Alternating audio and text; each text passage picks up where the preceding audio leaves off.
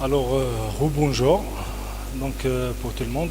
On commence notre cours intitulé Cryptococcus et Cryptococcose et aussi on fait la malassisiose.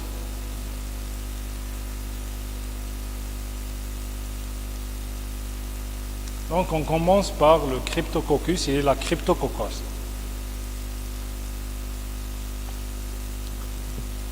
Avant de commencer, قبل ما نبداو جوست نقول لكم هنا في الميكروفون مام هذو اللي يسمعوا انتم اللي راكم في الدار تسمعوا باش تفهموا باللي هذو لي ديابو سي ليكسبليكاسيون تاع لي بوليكوب مي il faut retenir les polycopes ماشي لي ديابو هذو يعني واش تحفظوا نتوما لي بوليكوب لي كيستيون راهم يجيو من لي بوليكوب داكور يعني هذو سي دي بوين le polycope il est bien expliqué.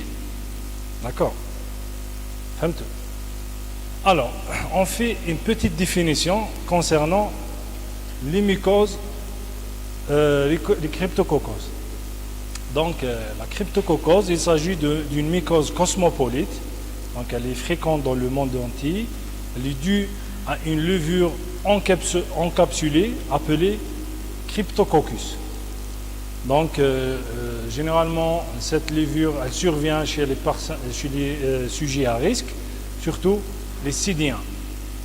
Donc, elle est classée en deuxième rang dans les infections opportunistes. Donc, c'est une infection opportuniste.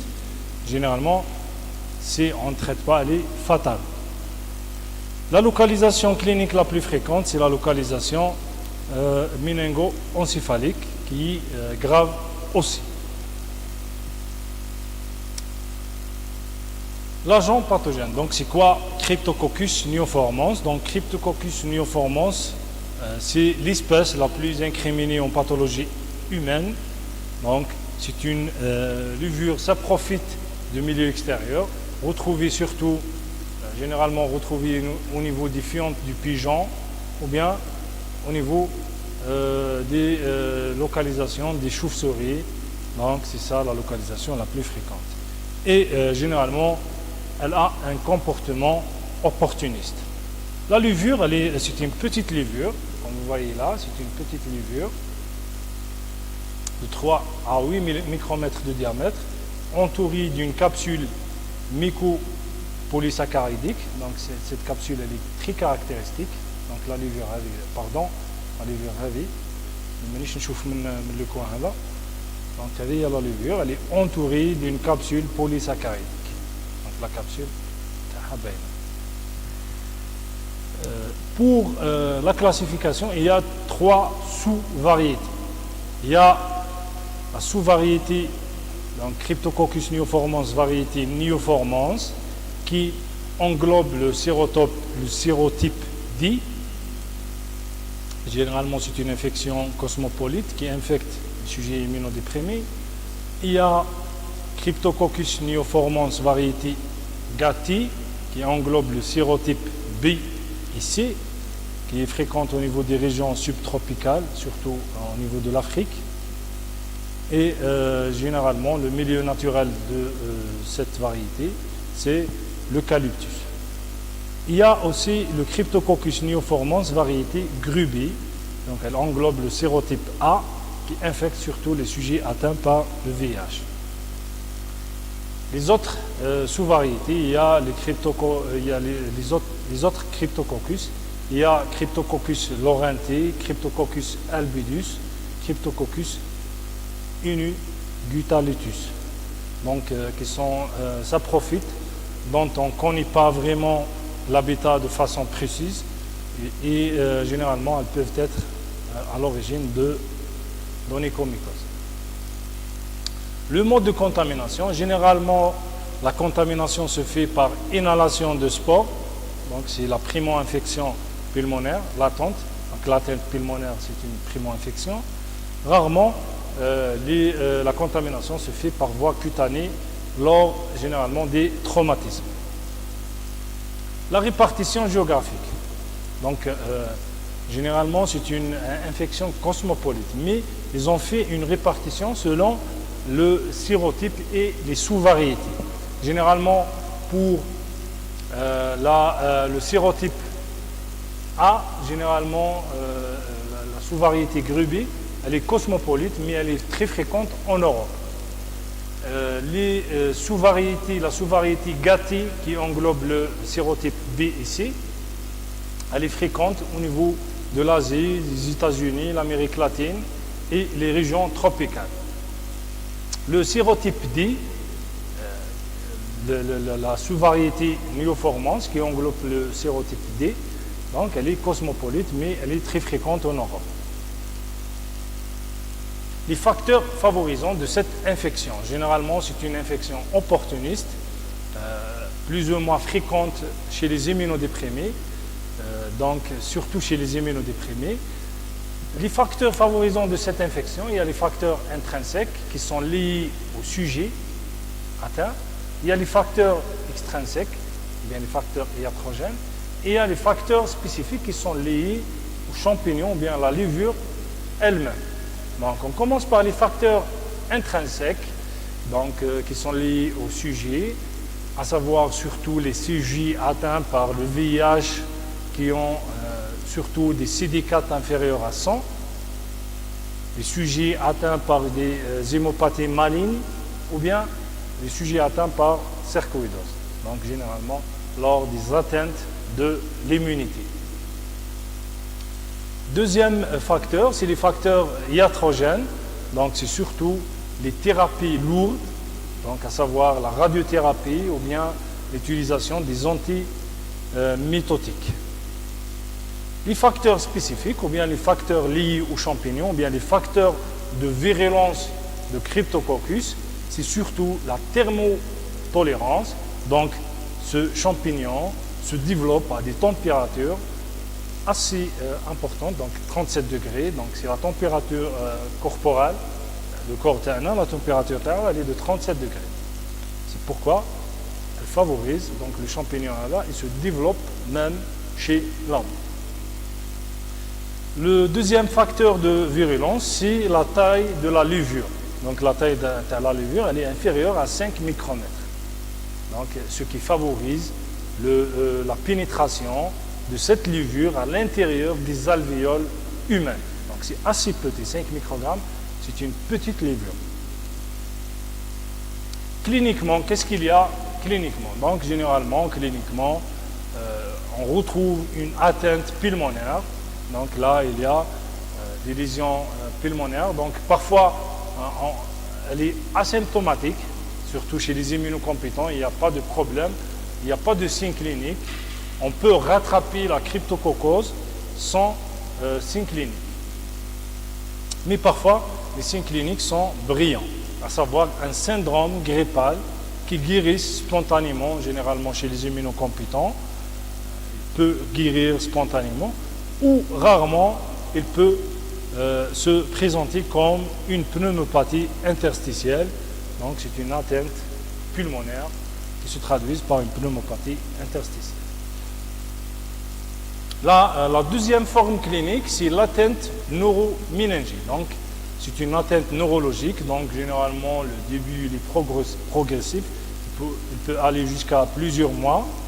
On peut retrouver aussi des céphalies, des modifications du caractère, donc l'atteinte cérébrale, la paralysie des nerfs crâniens, puis un syndrome méningé plus franc. Généralement, des céphalies, des vomissements, une raideur de la nuque et une fièvre. Troisièmement, la forme clinique, l'atteinte cutanée.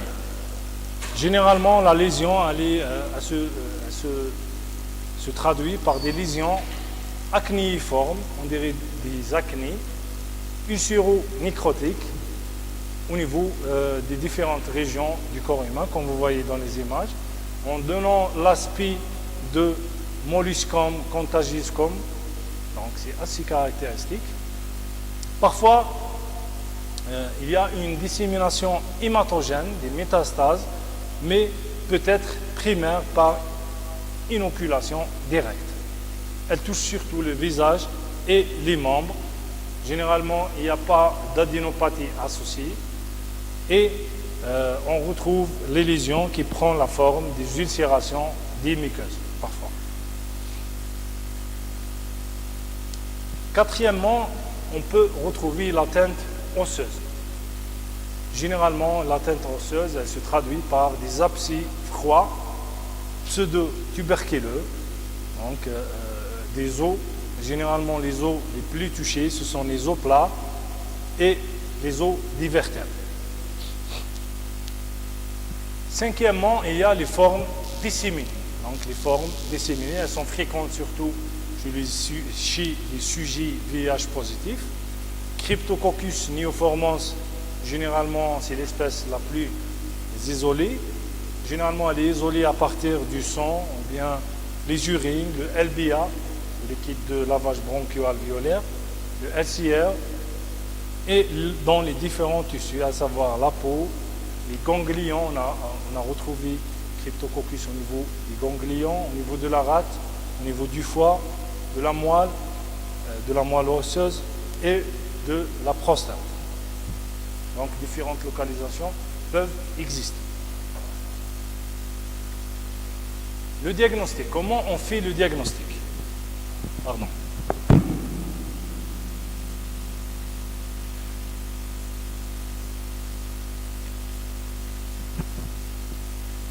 Alors, le diagnostic mycologique. Généralement, comme je vous avais dit, généralement pour les champignons, on fait un examen direct et on fait la culture. On commence par l'examen direct des différents prélèvements. Donc, généralement, l'examen direct, on retrouve une levure ronde qui est encapsulée. Comme vous voyez ici, regardez la levure ronde encapsulée. Généralement, on utilise le test à l'encre de Chine. Donc, on ajoute une goutte de l'encre de Chine qui permet d'identifier la capsule spécifique de Cryptococcus. D'accord? La culture. Donc, si on n'arrive pas à identifier la levure au cours de l'examen direct, donc on a recours toujours à la culture. Donc, on utilise le milieu spécifique, toujours le milieu Saburo sans actidione. L'actidione, il y a la cycloheximide.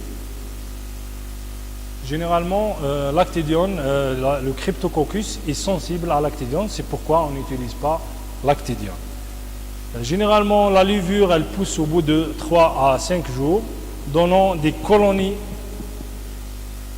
blanc crème, beige, donc d'aspect muqueux, comme vous voyez dans ces images. C'est très caractéristique comme colonie au cours de l'infection à Cryptococcus. Donc, les critères d'identification mycologique au cours de la cryptococose, donc il y a 3 critères. Il y a la présence d'une capsule. On doit retrouver la capsule. Une croissance à 37 degrés. Donc, il faut y avoir une croissance à 37 degrés. Et le test à l'uréase positif en 3 heures. Le diagnostic indirect. Donc, le diagnostic indirect se fait généralement par la recherche de l'antigène circulant dans les différents prélèvements, à savoir le LCR, le sérum, les urines et le LBA. On utilise le test d'agglutination au latex ou bien les tests immunoenzymatiques, à savoir le test ELISA. Donc, le test d'agglutination au latex utilise des particules de latex qui sont sensibilisées par des anticorps anti-cryptocoques. Et là, on découvre, donc si le test est positif, on va découvrir l'antigène cryptococcose, l'antigène de Cryptococcus. La recherche des anticorps manque de fiabilité. Généralement, on ne fait pas la recherche des anticorps. La biologie moléculaire. Donc la biologie moléculaire, elle a peu d'intérêt dans le diagnostic, mais le but de la biologie moléculaire, il est taxonomique, donc c'est le sérotypage et le génotypage des différentes espèces et des différentes sous-variétés. D'accord? Le traitement de la cryptococose. Donc la cryptococose en cas d'atteinte, une cryptococose avec une atteinte méningée, là on associe l'amphotericine B à une posologie de 0,7 à 1 mg par kilo par jour, ou bien on donne l'amphotericine B liposomale associée aux 5-fluorocytosine à une posologie de 100 mg par kilo par jour, et ceci pendant au moins 14 jours. Ensuite, on prend le relais par le fluconazole à une posologie de 400 à 800 mg par jour pendant au moins 2 mois, puis on donne 200 mg par jour en traitement par la suite. Deuxièmement, les infections à malassezia. Donc, c'est quoi les infections, les malassésioses, les infections à malassezia? Alors, ce sont des infections des mucoses superficielles, cosmopolites, de le monde entier qui a la levure, qui sont dues à des levures lipophiles du genre malassezia. Lipophile, ça veut dire cette levure, elle a une affinité envers les lipides. D'accord? La principale espèce impliquée en pathologie humaine, c'est Malassezia furfur, qui est normalement une levure commensale de la peau. Donc, elle existe sur la peau, elle ne fait rien, mais elle peut provoquer, lorsqu'il y a des facteurs favorisants que nous allons voir par la suite, elle provoque des lésions. Parmi ces lésions, il y a le pityriasis versicolor. Pityriasis versicolor, normalement, كنت تكونوا شفتوه كامل. شفتوه عند الناس. C'est des lésions كيما هذو اللي تشوفوهم. Ou bien le pityriasis capitis, ou bien les folliculites à malassezia. Donc nous allons les voir une par une. Alors pour l'agent responsable de ces infections, la plus connue c'est Malassezia furfur, qui est responsable de pityriasis versicolor. Actuellement on distingue plusieurs espèces, à savoir Malassezia furfur, la plus incriminée, Malassezia sympodialis, Malassezia globosa, Malassezia restricta, Malassezia obtusa, Malassezia pachydermatis, Malassezia sloufii. Les malassésioses sont des levures lipophiles et kératinophiles, ça veut dire elles ont une affinité envers les lipides et la kératine, surtout la kératine humaine. Voilà, il y a la levure. Alors, l'épidémiologie. Normalement, comme je vous avais dit, donc la levure, c'est une levure commensale de la peau. Mais il y a des facteurs qui favorisent le développement de cette levure. Parmi les facteurs, il y a la peau grasse. La peau grasse, pardon. La peau grasse, c'est surtout lorsqu'on utilise l'huile solaire. Généralement, elle a une infection. C'est-à-dire l'huile de bronzage et ce qui favorise le développement de ce champignon. D'accord? La chaleur, l'humidité, la sédation, donc ces trois facteurs sont fréquents dans les régions tropicales. C'est pourquoi on retrouve beaucoup de ce champignon, cette levure, dans les régions tropicales. La grossesse aussi, c'est un facteur favorisant. L'hypercorticisme, l'immunodépression, la prédisposition génétique, là, ce sont les facteurs qui favorisent le développement de cette infection. Cette infection, généralement, elle n'est pas contagieuse. Donc, n'ayez pas peur. Cliniquement, la forme clinique la plus retrouvée, c'est le pityriasis versicolor. Donc, surtout au niveau du dos, au niveau du cou. Donc, on peut retrouver la lésion dans ces deux régions plus fréquemment, mais elle peut toucher tout le corps de l'homme. Généralement, ce sont des macules, comme vous voyez, de couleur chamois, finement squameuses. Il y a des petites squames, donc, ce qui donne le signe de coupou, qui s'étendent d'une façon toujours centrifuge. L'évolution du champignon se fait d'une façon centrifuge. La forme acromiante existe, ça veut dire c'est une lésion acromiante. Les taches apparaissent généralement en négatif sur la peau bronzée. La lésion, elle est blanche. Le contraire, la lésion, elle est noire. Donc elle apparaît en négatif. C'est pourquoi on l'a appelée versicolore. Elle change de couleur selon la couleur de la peau. D'accord? Voilà, là, les lésions sont foncées.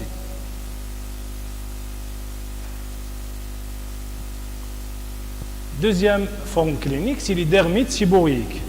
Donc généralement de localisation au niveau du visage, et elles sont surtout favorisées par le stress et l'immunodépression. Des lésions sont, comme vous voyez dans cette image, sont érythémateuses squameuses, prédominant au niveau des sourcils et du cuir chevelu. La troisième forme, c'est le pityriasis capitis. Donc, le pityriasis capitis, c'est l'état pelliculaire des cuirs chevelus. يعني كاين les pellicules في les cheveux. نقدروا نلقاوهم هذو les pellicules même حنا عندنا يقدروا يكونوا والorigine تاعهم ça peut être ce champignon, d'accord? Le champignon هذا يقدر يدير لنا la levure هذه يقدر يدير لنا l'état pelliculaire au niveau du cuir chevelu كما نشوفوا هنا. Et elles sont surtout liées au stress. Le stress هو اللي يدير يعني نتوما دوكا كندير لكم نلقاو كامل لي طابيليكولار باسكو عندهم لو ستريس ولا ما عندكمش كاين لو ستريس فوق تكملوا تديو العام تديو العطله وتنحى لو ستريس. La quatrième forme, c'est les folliculites du tronc à Malassezia. Généralement, le siège habituel est le dos et généralement l'association avec des lésions au niveau du thorax.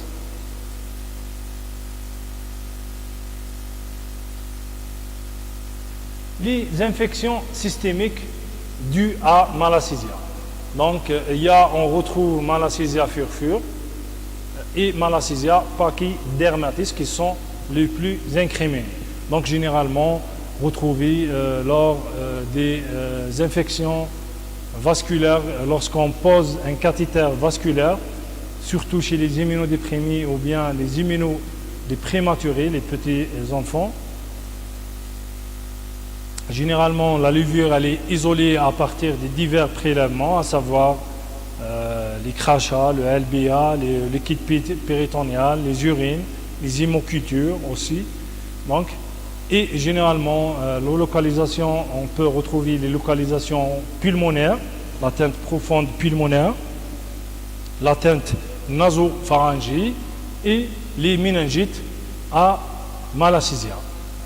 Parfois, on peut retrouver aussi des septicémies. Donc, les différents organes sont touchés, à savoir le poumon, le cœur, les reins, le pancréas, le foie, la rate et le cerveau.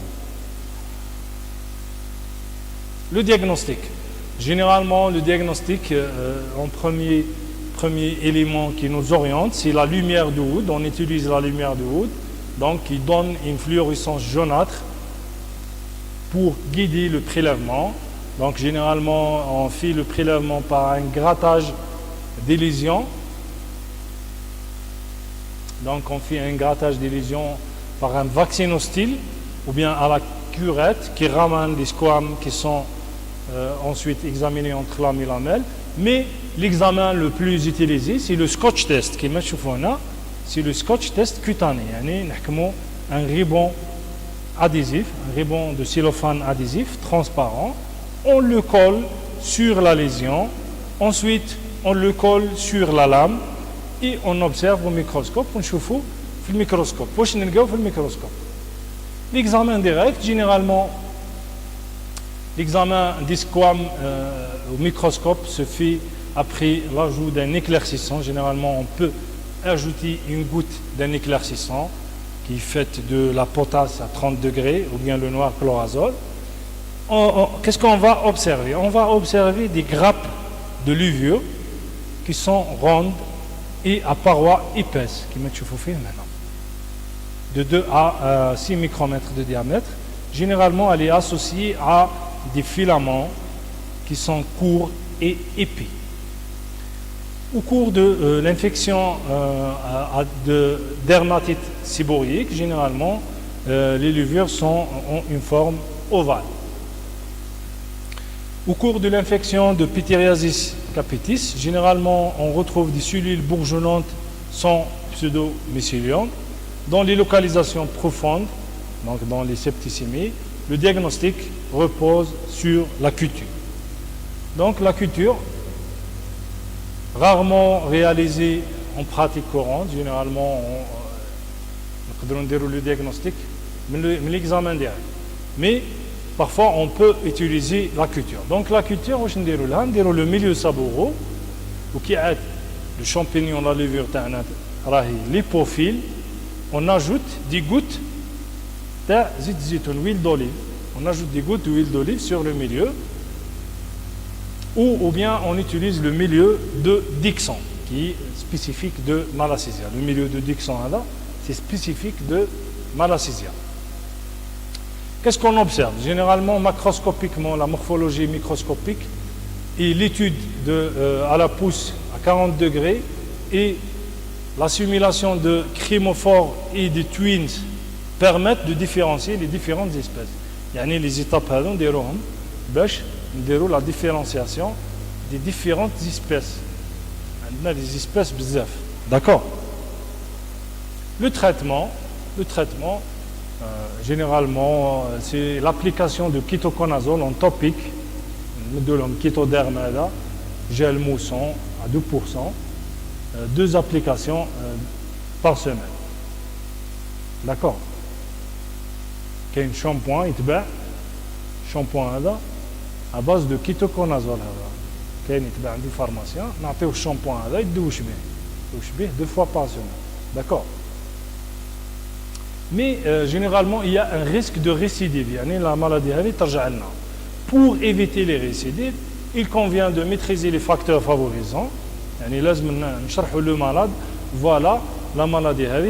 Qu'est-ce qu'il provoque la maladie? Donc, il faut maîtriser les facteurs qui favorisent cette maladie.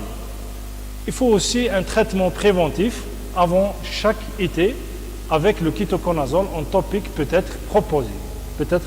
On peut proposer les sujets toujours les infections, les atteintes par Malassezia.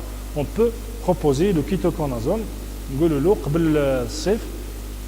Voilà, d'accord.